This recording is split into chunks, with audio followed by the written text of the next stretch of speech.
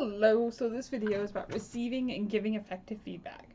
We are continually receiving and giving feedback, whether explicit through oral or written language, or implicit in gestures or tone of voice. Feedback conveys information about behaviors and offers an evaluation of the quality of those behaviors. While it is easy to take feedback personally, strive to perceive it as a learning opportunity. Feedback can reinforce existing strengths, keep goal-oriented behavior on course, clarify the effects of behavior, and increase recipients' abilities to detect and remedy errors on their own.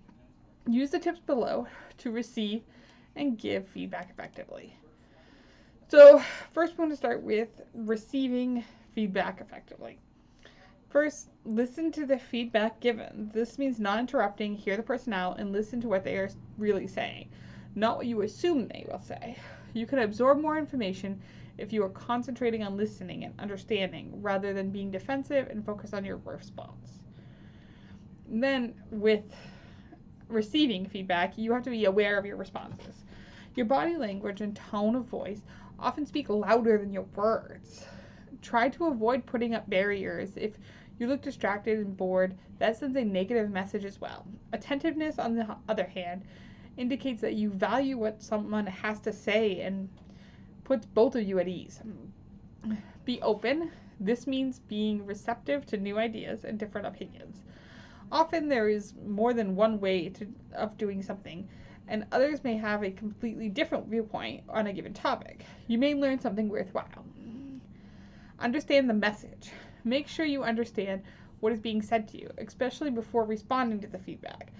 Ask questions for clarification if necessary. Listen actively by repeating key points so that you know you have interpreted the feedback correctly. In a group environment, ask for others' feedback before responding.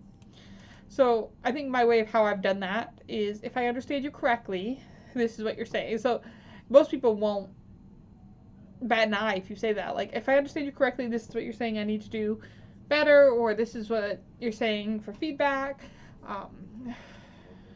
and then go on from there after you understand it. Then reflect and decide what to do. Assess the value of the feedback, the consequences of using it or ignoring it, and then decide what to do because of it. Your response is your choice. If you disagree with the feedback, consider asking for a second opinion from someone else. And then last but not least, for receiving feedback, is follow up. There are more ways to follow up on feedback. Sometimes your follow-up will simply involve implementing the suggestions given to you. In other situations, you might want to set up another meeting to discuss the feedback or to resubmit the revised work. Now we move on to giving effective feedback.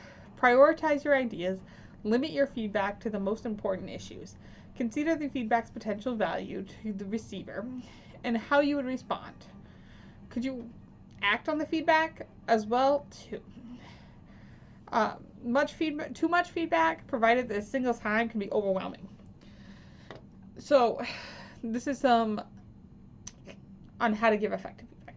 So you want to concentrate on the behavior, not the person. One strategy is to open up by stating the behavior in question, then describing how you feel about it and ending with what you want. This model enables you to avoid sounding accusatory by using I and focusing on behaviors instead. So for an example of this is, I haven't seen you in class in about a week. I'm worried that you're missing important information. Can we meet soon to discuss it? Instead of, you obviously don't care about this course. Also want to balance the content. Use the sandwich approach. Begin with providing comments on specific strengths. This provides reinforcements and identifies the things that recipients should keep doing, then identifies specific areas of improvement and ways to make changes. Conclude with a positive comment. This model helps to bolster confidence and keep the weak areas in perspective. For example, your presentation was great and you made good eye contact and were well prepared. You were a little hard to hear at the back of the room, but with some practice you can overcome this. Keep up the good work, instead of, you didn't speak loud enough. Be specific. Avoid general comments that may be of limited use to the receiver. Try to include examples to illustrate your statement as well. Offering alternatives rather than just giving Advice allows the receiver to decide what to do with your feedback. Be realistic. Feedback should focus on what can be changed. It is useless and frustrating for recipients to get comments on something over which they have no control. Also, remember to avoid using the words always and never. People's behaviors is rarely that consistent. Also, own the feedback. When offering evaluative comments, use the pronoun I rather than they or one, which would imply that your opinion is universally agreed upon. They agree that feedback is merely your opinion. Also, be timely. Seek an appropriate time to communicate your feedback. Being prompt is key since feedback loses its impact if delayed too long. Delayed feedback can also cause feelings of guilt and resentment in the recipient if the opportunity for improvement has passed, as well if your feedback is primarily negative. And then the last thing for giving feedback is offer continuing support. Feedback should be a continuous process, not a one-time event. After offering feedback, make a conscious effort to follow up. Let recipients know you are available if they have questions, and if appropriate, ask for another opportunity to provide more feedback in the future. So that's it for this video. Thank you for listening.